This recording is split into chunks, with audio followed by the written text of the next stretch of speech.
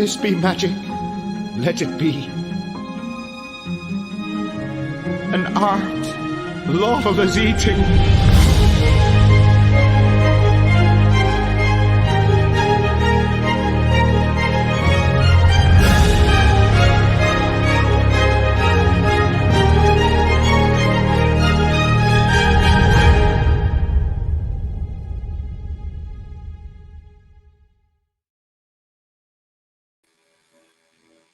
Hello. Hello, everyone. I'm Julia Rodriguez Elliott. I am Jeff. Welcome to Annoyance Fridays at 5. This is really our attempt at a weekly or bi-weekly chance to connect with you, our and our audience. So each week we will feature a topic and we will have special guests, and every session followed by a question and answer period. And this week we are launching with a look at Winter's Tale. And today we have our Winter's Tale director with us, and we have of action who will share their thoughts on Winter's Tale in this informal conversation.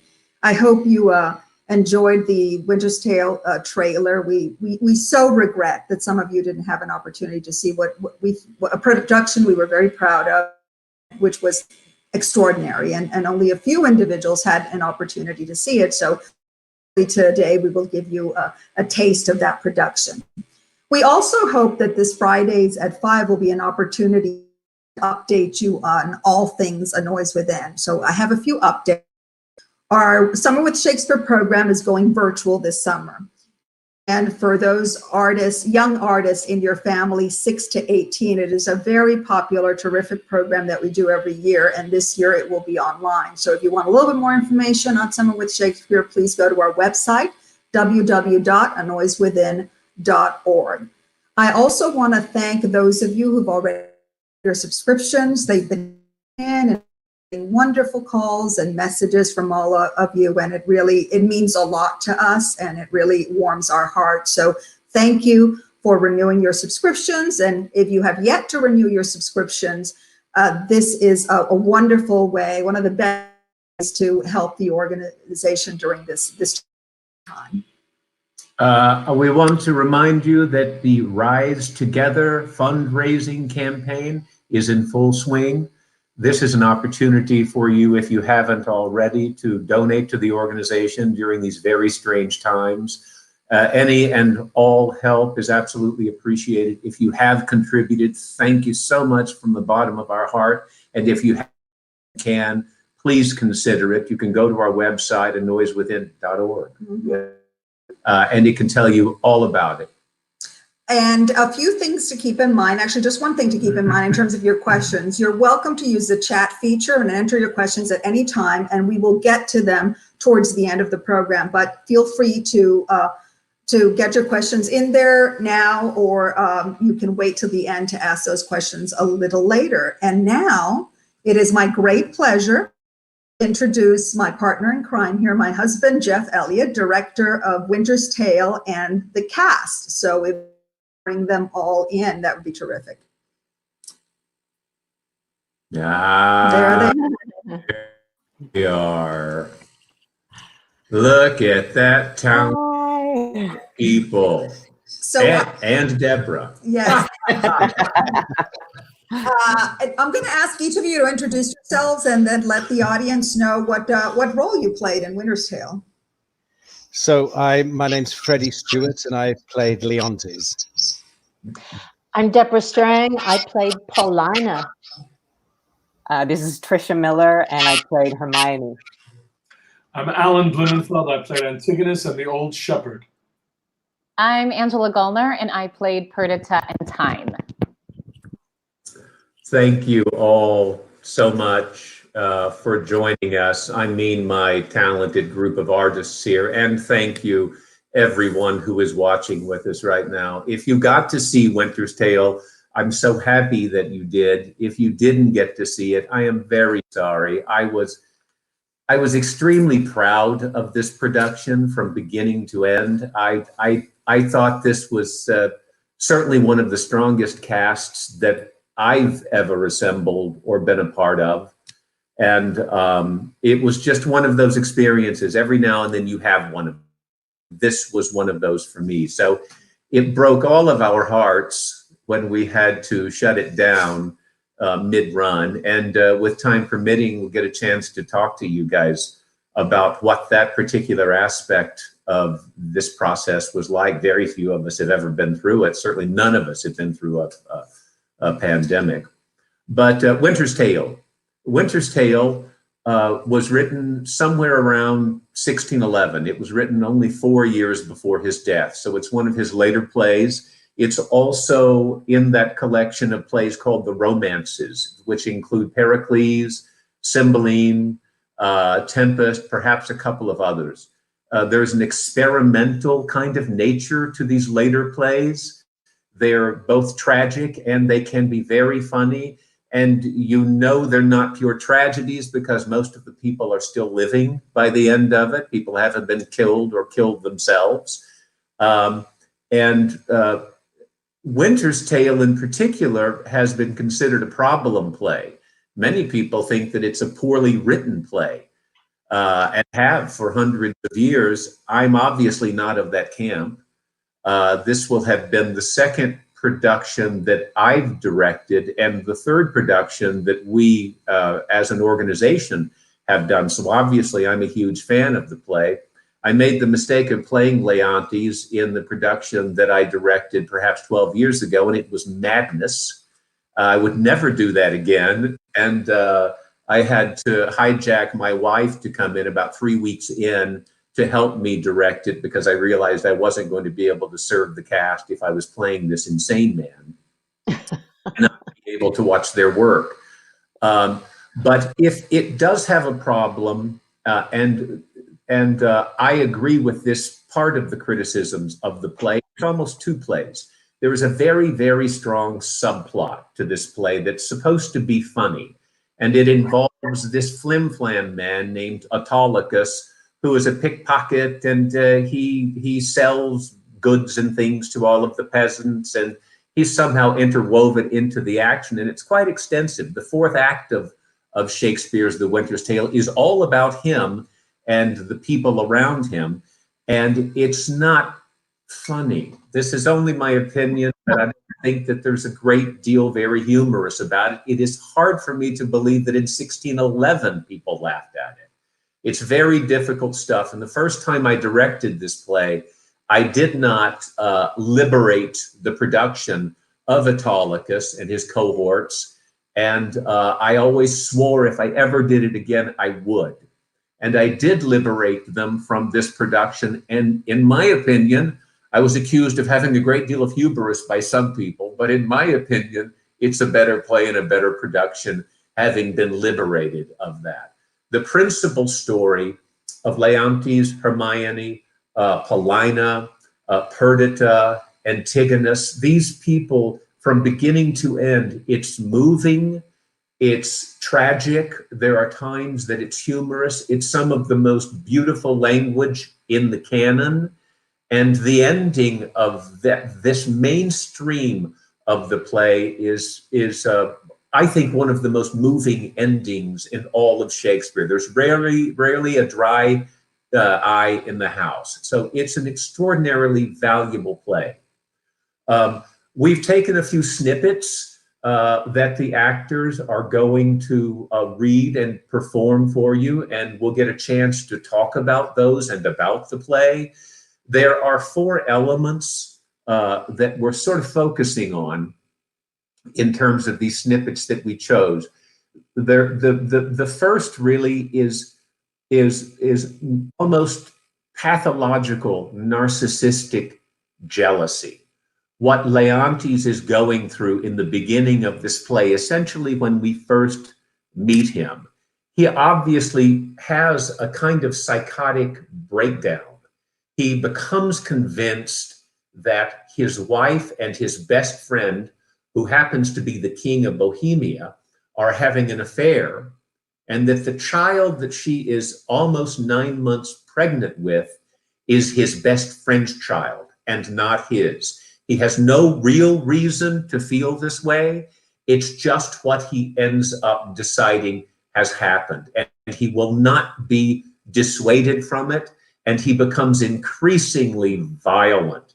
He becomes quite mentally ill. Really, honestly, he has a psychotic down.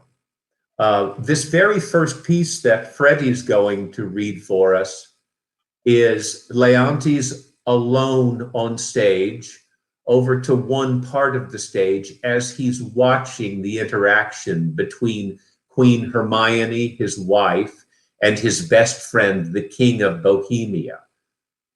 They're simply having fun. There is an open, harmless flirtation with them. He picks up on these things, and he's certain that he knows the truth. So, Freddie, if you want to go ahead with that whenever you're ready. Sure. Too hot. Too hot. To mingle friendship far is mingling bloods. I have tremor cordis on me.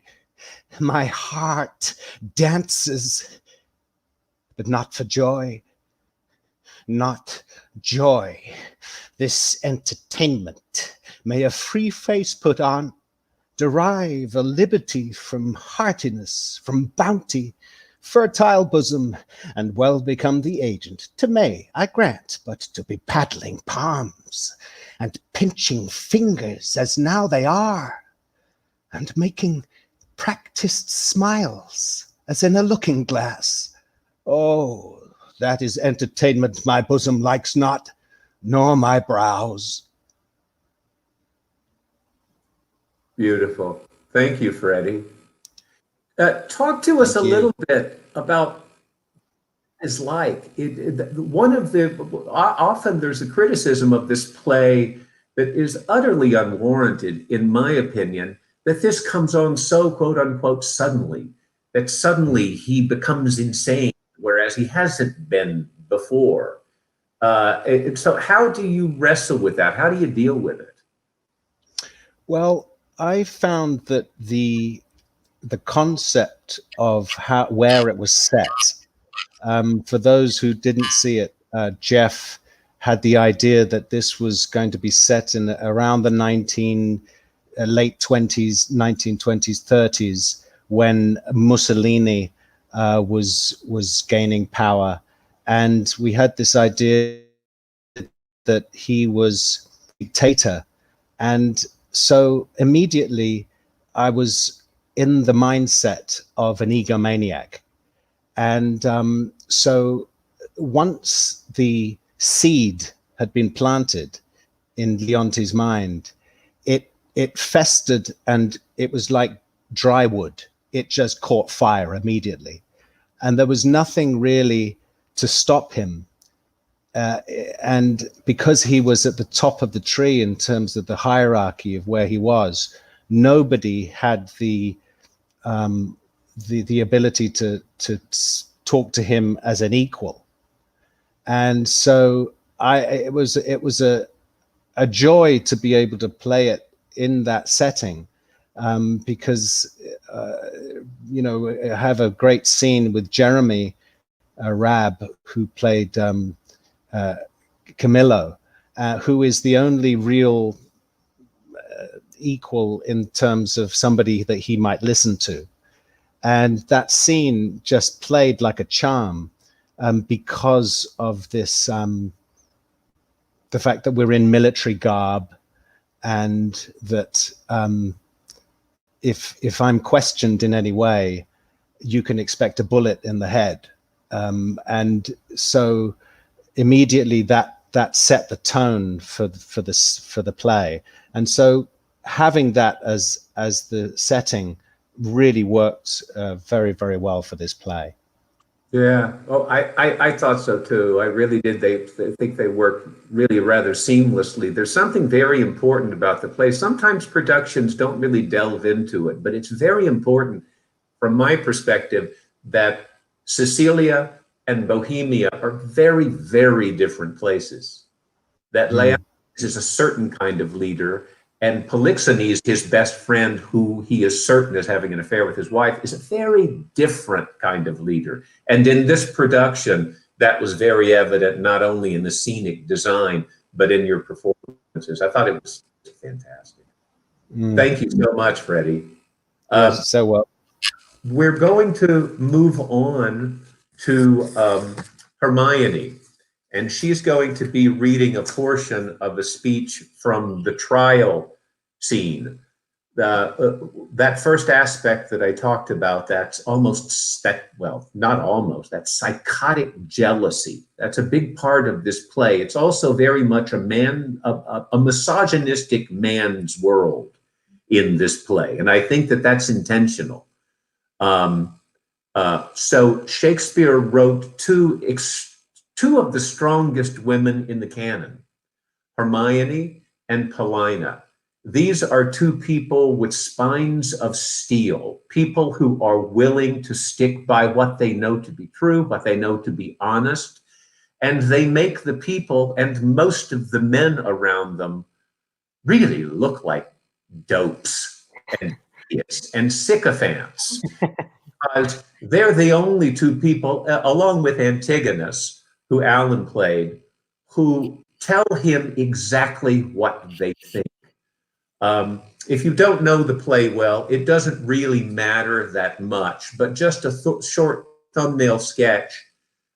Essentially, Leontes spins out of control. He tries to have his friend Polixenes poisoned. Polixenes and Camillo get wind of it. They flee for their lives. And the only person he has left to take vengeance on is Hermione, his wife, who, keep in mind, is almost 9 months pregnant. He claps her in jail. She has a child jail cell. She's debilitated. She's not given enough to eat. And when they come out for the trial scene, it's in front of the entire populace. So that there is an extraordinary sense of disrespect and humiliation in that very act.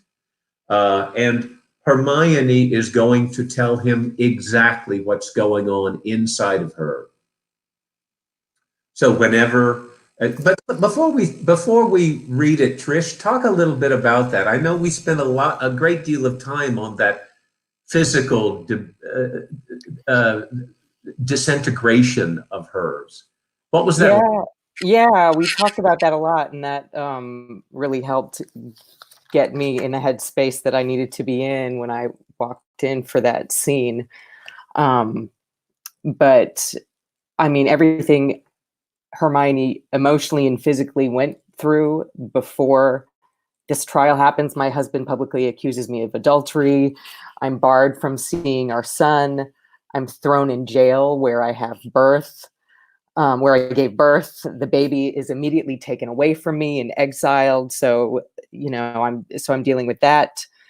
And then when I'm not fully recovered from childbirth, I am dragged, like you said, into this open air trial where what I imagine to be everybody in the town came and watched me, just looking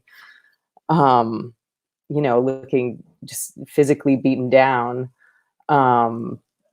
emotionally beaten down, shivering. It's freezing cold. The costume I was wearing was covered in blood and I was filthy.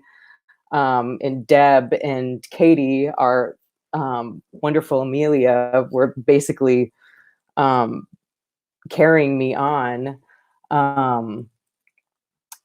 But the one thing that I think really shows her strength is after all these emotional and physical circumstances that brought her to this moment, how dignified she is in this, how certain, how direct this speech is. And I remember you kept telling me, okay, don't go heroic. This is not a heroic moment for you. Just stay very clear and simple with this speech. So So here we go. Shall we do it?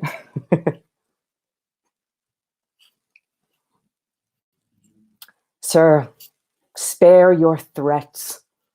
The bug which you would frighten me with, I seek. To me can life be no commodity.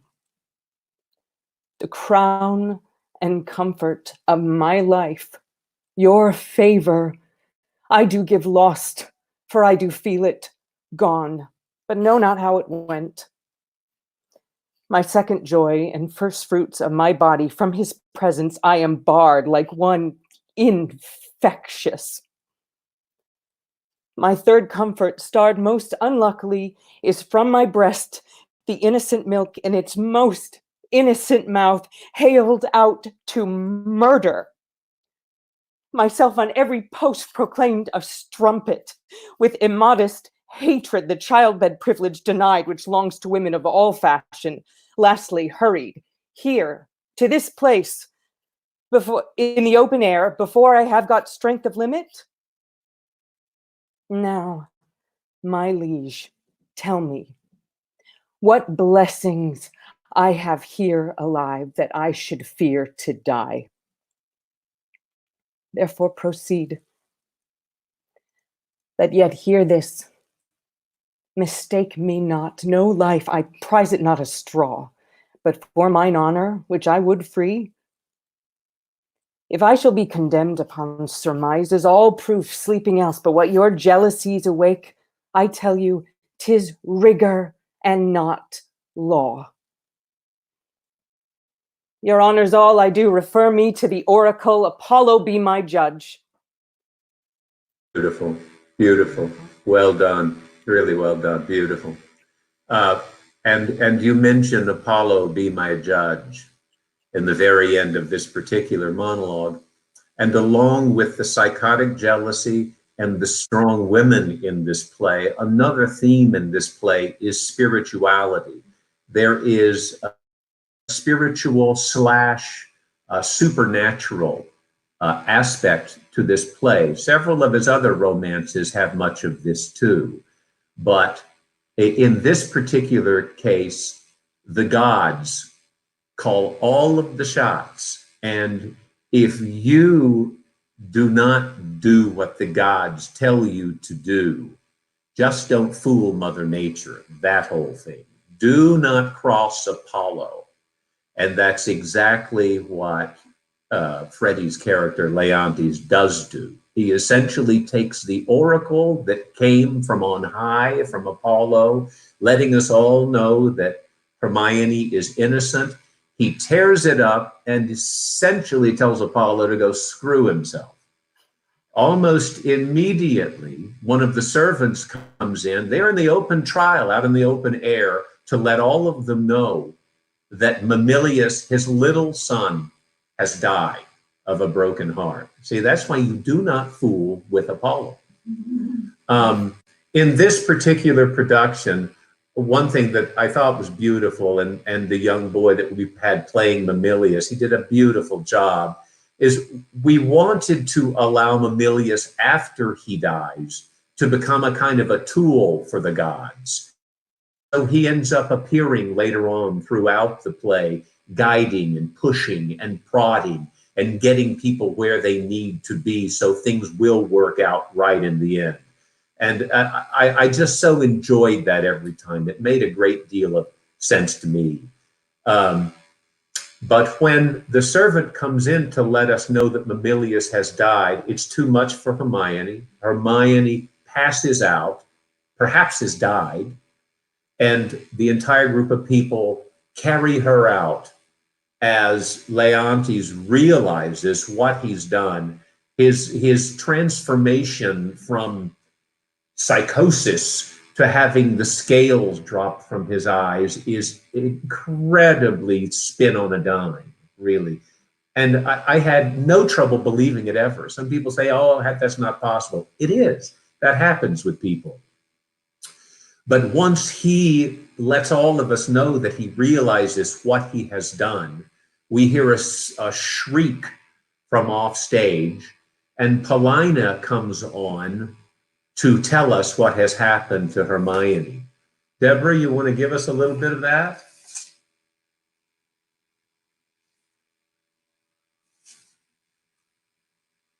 Oops. Deborah, you're on mute.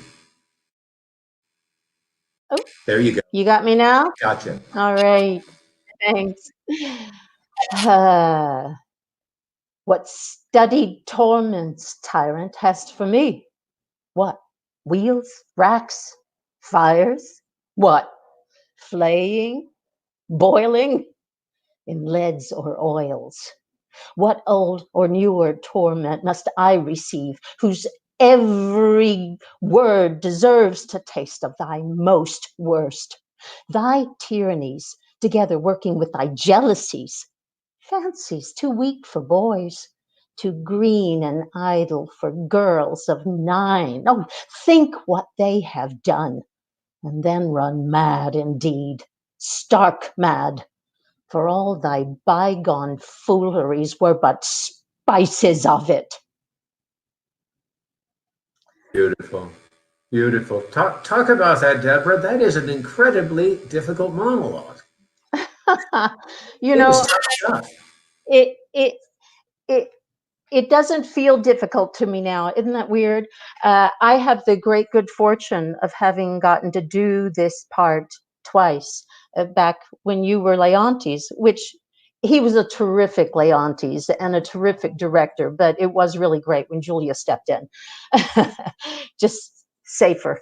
Um, but but I spent a lot of time that first time with the text and taking it apart. When you look at that speech on the page, it's got all kinds of commas and semicolons and dashes and question marks and exclamation points. Now, Shakespeare didn't put all of that in there, of course, somebody did later, but it's full of parentheticals. Uh, you jump from one thing to the next. You start sentences in the middle of every line. So obviously she's thinking fast. She's coming up with idea on top of idea. She's interrupting herself to add a comment. So taking it apart and finding out exactly what you're saying and what fits where was a huge challenge the first go round, and of course much easier this go round, just because I already had a sense of all of it. The hardest thing was the stamina that was required. I mean, that speech goes on for another page and a half, and it's all pretty intense.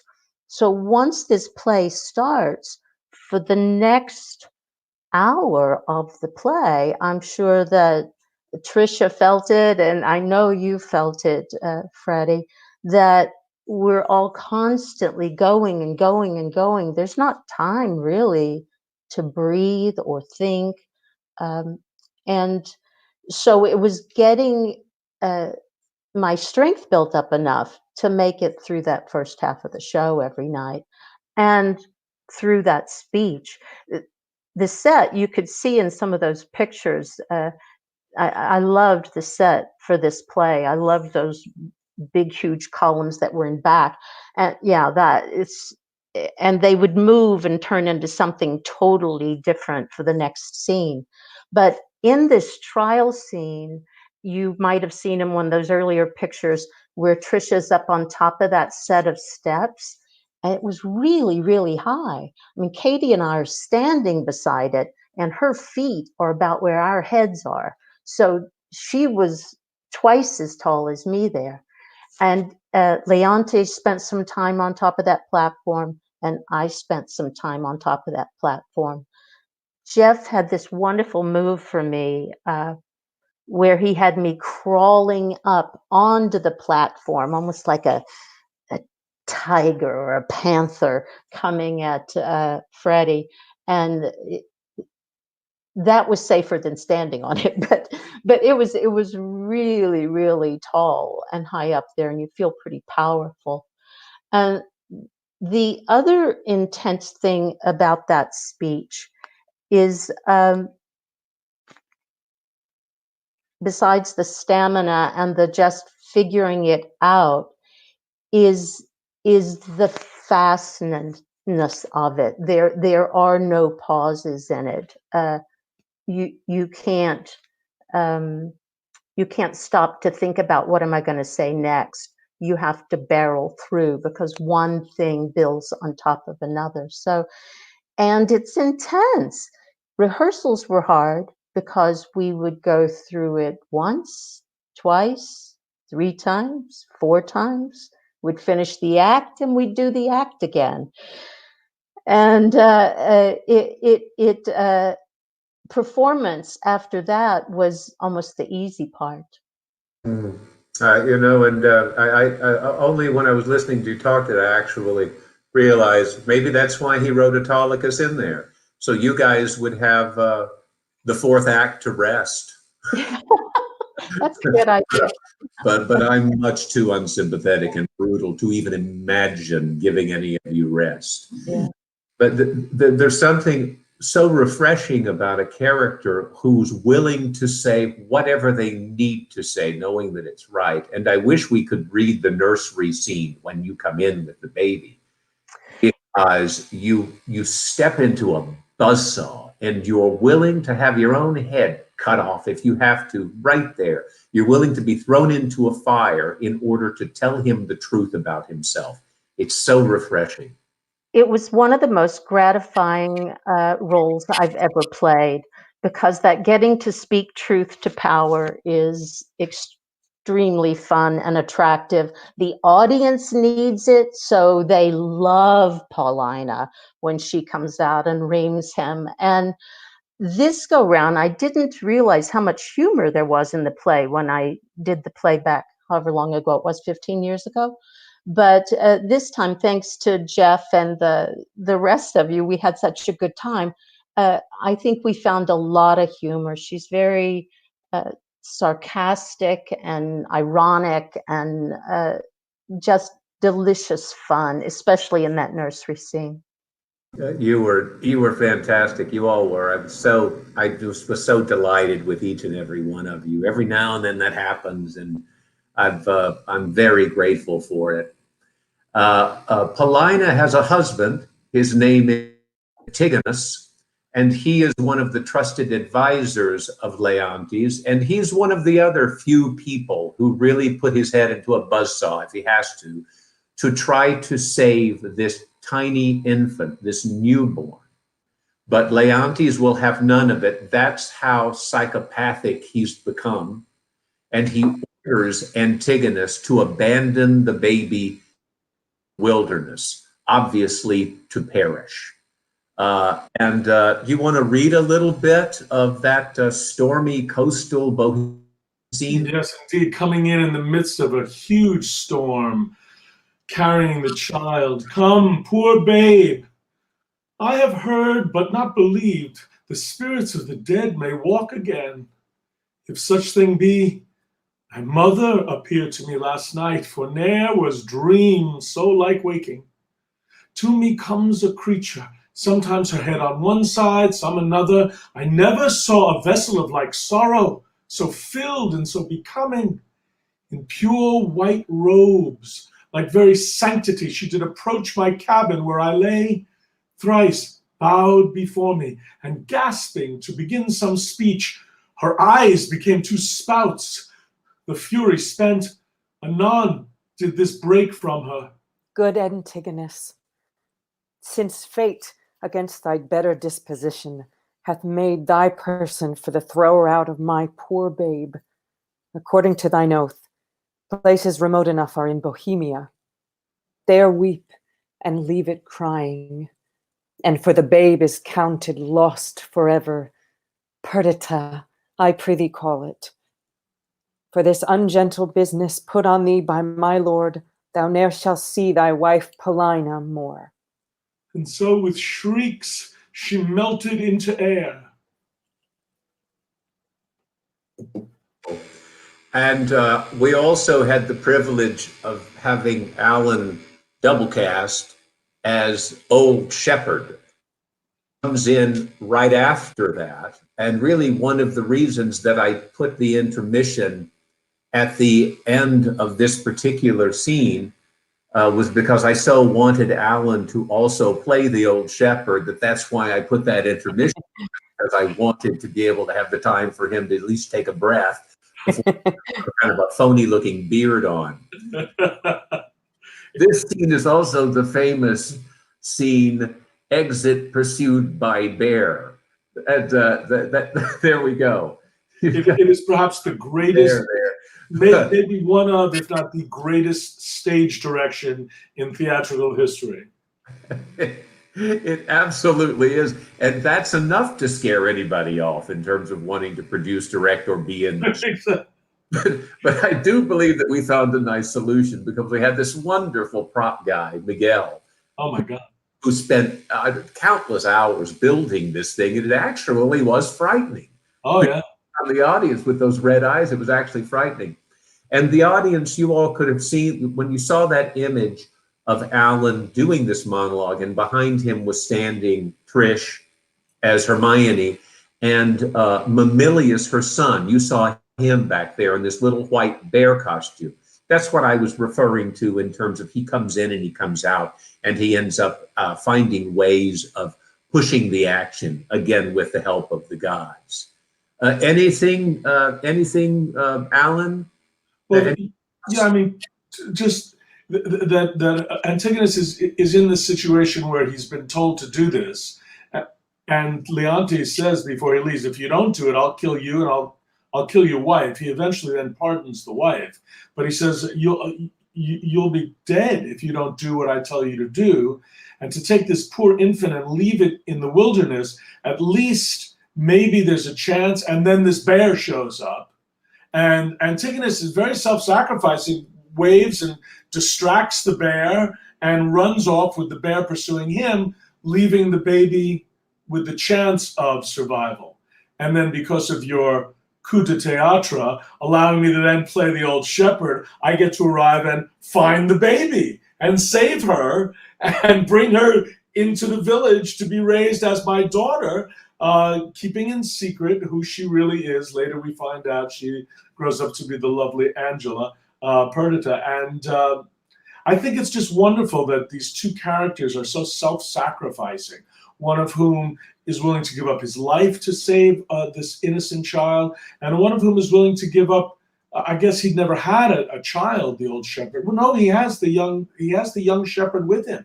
So he has a grown son, so he's willing in his later age to take on a baby and save her. And so you have these two men, one in Sicilia, this cold, dark place, and one in Bohemia, which is more open and lush and filled with nature. And they both give up self-sacrifice to save this child, which I think is one of the themes that you really brought out the best, Jeff, by focusing the play just on this story, the notion of forgiveness and second chance and making something beautiful out of something dark. I think that was really an important lesson, especially these times we're living in now. And I have to also mention that there's no stage direction in that scene that Antigonus runs off and tries to get the attention of the bear. That was Alan. That was Alan's thing. So that, again, that's a sign of a great actor, that these things come to you and create more depth in a character that otherwise is not written in there, which was extraordinary. Now we move on to one of those wonderful goofy conventions in some Shakespeares. Suddenly, after this young shepherd, old shepherd scene, a character called Time comes out to give us a wonderful and rather odd monologue about jumping 16 years. And somehow Angela pulled it off. She was charming, funny, really interesting, and made so much sense of what's otherwise a very, very difficult monologue. And at the same time, you can't cut that monologue. You really need it. We need to know that we're jumping 16 years. What was that like, Angela? Oh man. Well, it was really nice that you just called it out. I think on the first rehearsal, like this is dumb. So let's just not pretend that this is the great poetry of this play. It like, allowed me to like have fun with it and sort of, you invited me to acknowledge like, hey, I'm doing this cheesy thing right now. You with me? Okay, let's go. Because we've also just like sat through an hour of trauma that's so heavy and really hard to get out of our bones. So it was nice to be able to use it as a time to sort of say, okay, shake it off, everybody. We're going to be okay. We're going to be okay. And we're going to get over to the other world, and you're going to have a break. And I love that you had Perdita do it, and you sort of had me put on the flower crown and kind of become her during the monologue at the end of the monologue. And I just thought it was a really beautiful way to knit the worlds together. And Perdita is such a strange character that it kind of rounded her out a little bit more and connected her to the mother before we got to see them together. So it ended up being really fun to perform, and I got this fun umbrella. I felt like Mary Poppins, and I'm going to open the setup and get ready to have fun. Now we're gonna go dance. Obviously, Julia was in the room because there was an umbrella.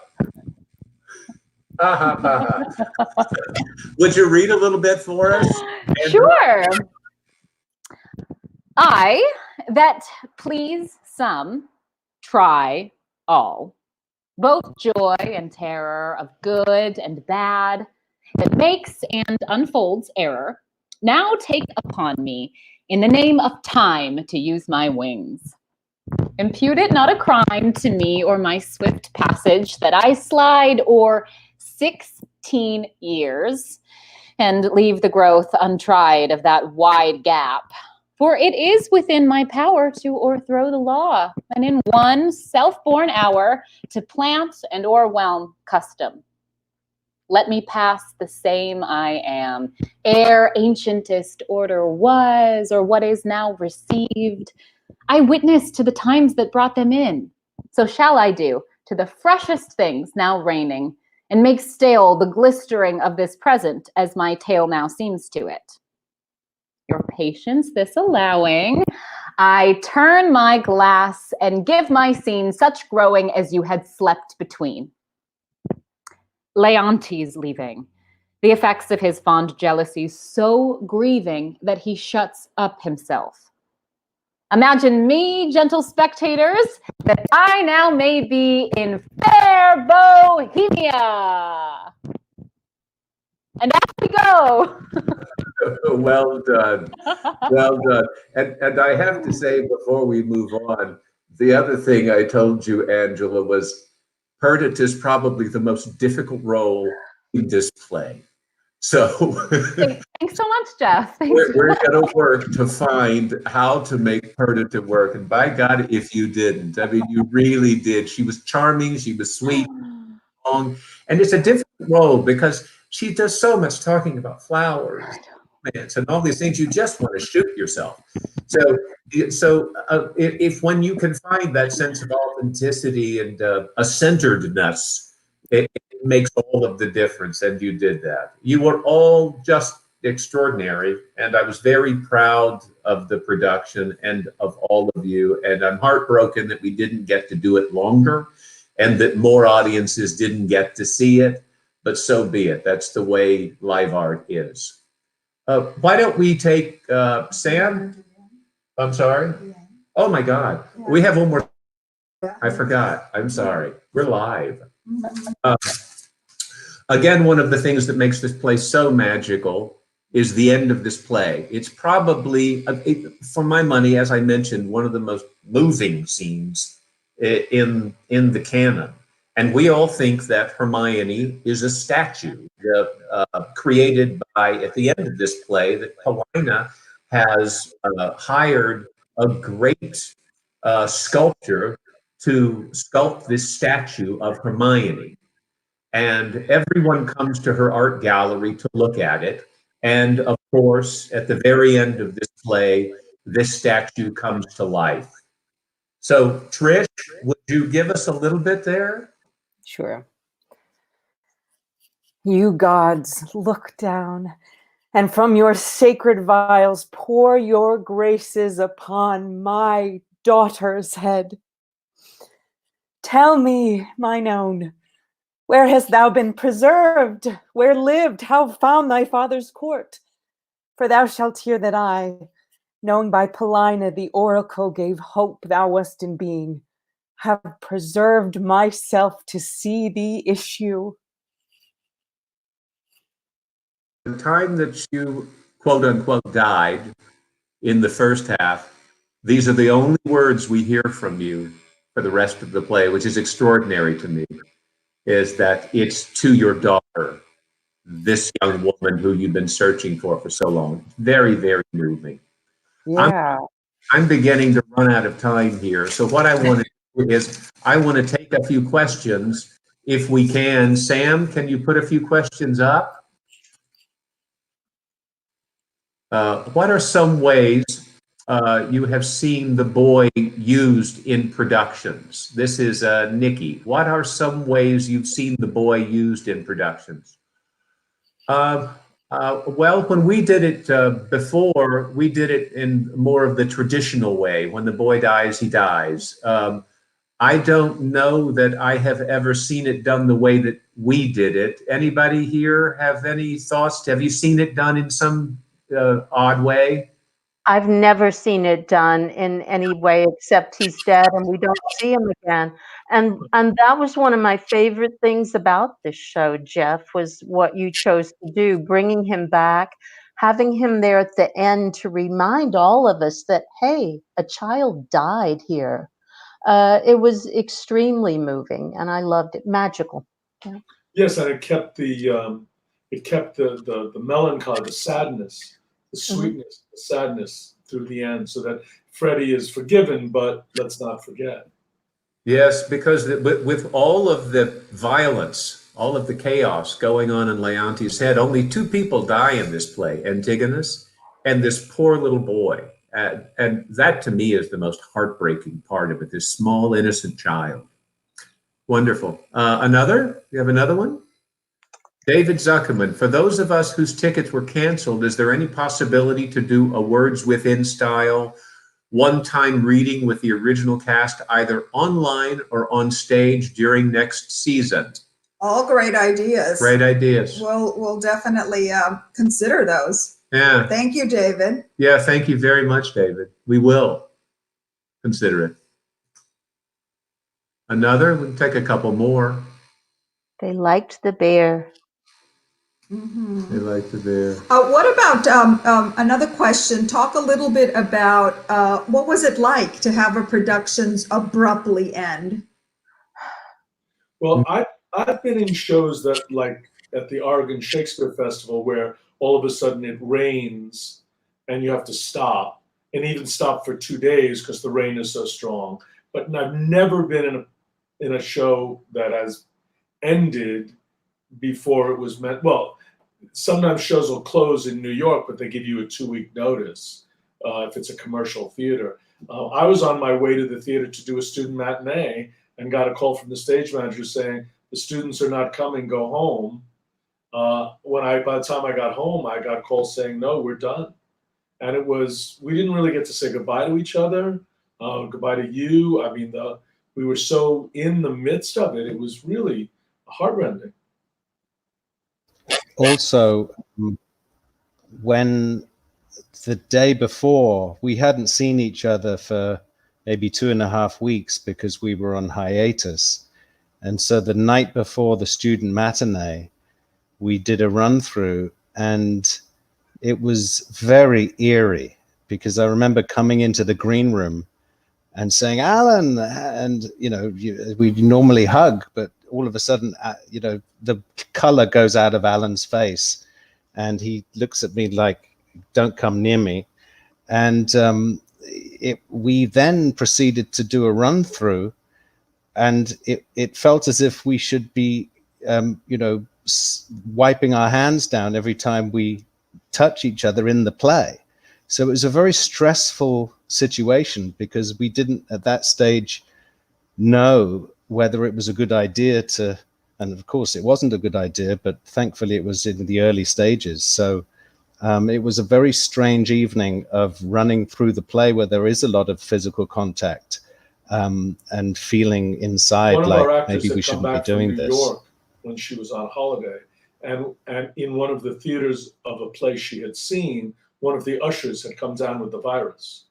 And I remember, in addition to how we were feeling, that sort of cast a pall over, oh, really? So is this, I mean, what is this that we're about to undertake? It was really strange.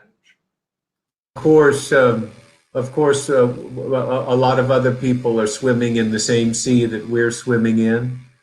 People not only across California, but across the nation have had to shut down productions just as we did. And so I think there is a general sense of mourning over all of that.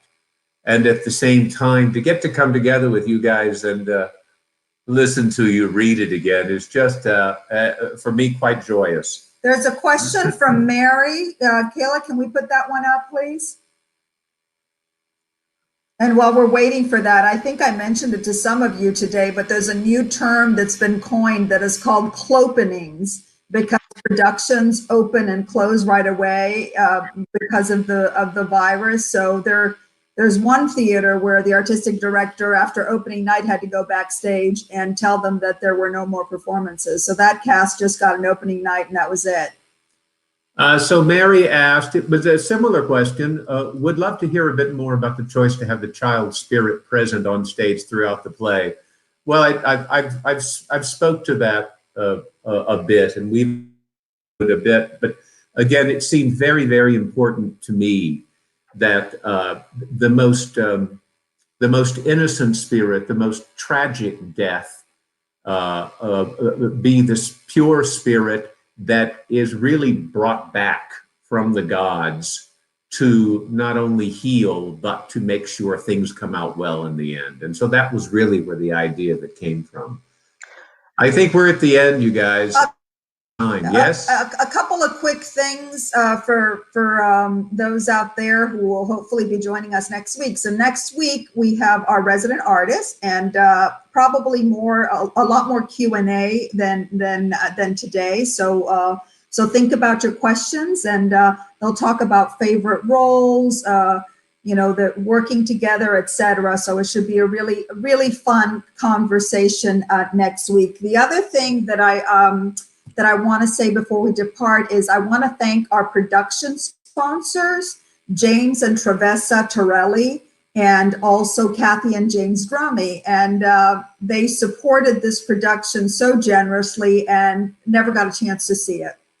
So we'll make sure that they get to see this if they're not with us today, and they'll have a taste of the production. And then finally, our email address is artisticdirectors@anoisewithin.org, artisticdirectors@anoisewithin.org. If there's any topic that you would like us to address in one of these sessions, or just anything at all, feel free to write us. We love to hear from you all. So again, thank you to this beautiful group of artists, and thank you to our friends out there who are joining us today, and let's continue the conversation. And thank you, all 5 of you. You're blessed. And thank you, production staff, Sam and all the rest who helped to make this happen. Stay safe, everybody. Stay safe. See you soon. Thank you.